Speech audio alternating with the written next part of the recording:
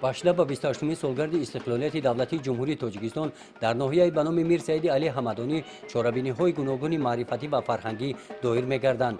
این همایش‌ها با ابتکار کمیته اجرایی حزب خلقی دموکراتیک تاجیکستان در ناحیه به نام میر سعید علی حمدانی از راهپیمایی اعضایان حزب، کارمندان تشکیلات و مؤسسه‌ها و جوانان فعال از میدان مرکزی ناحیه که به نام اساسگزار اولین دولت تاجیکان اسماعیل سامانی گذاشته شده است آغاز گردیده تا قسم نظامی کمیته حالت‌های فوق‌العاده و مدافع گردنی نزد حکومت جمهوری تاجیکستان ادامه یافت. در این روز فرحبخش برای سربازان فراموش ناپذیر مادران نزد آنها با دسترخوان عیدانه آمدند.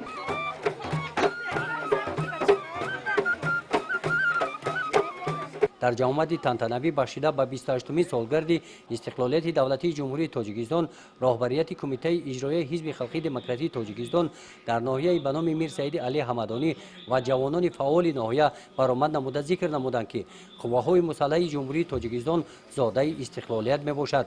در صفهای قواهای مسلح امروز جوانان شجاع وطن با دل نیت پاک صافدلانه قرض شهروندی خود را ادا می‌نمایند. ما با چنین جوانان قوی اراده در حفظ مرز و بوم وطن صاحب استقلالمان همچون سپری با اعتماد باوری کامل داریم. در این روز از جانب مادران برای سربازان دسترخوان عیدانه آراسته گردیده برای آنها طعام‌های گوناگون ملی پیشنهاد گردانیده شدند. در قسمت فرهنگی چاره‌بینی کارمندان بخش فرهنگی ناحیه نزد سربازان با نمایش کنسرت عیدانه برآمد نمودند. گزارش خواجه نظریف خدای نظر ظهوروف از ناحیه به نام میر سعید علی حمدانی برای برنامه اطلاعاتی نوید.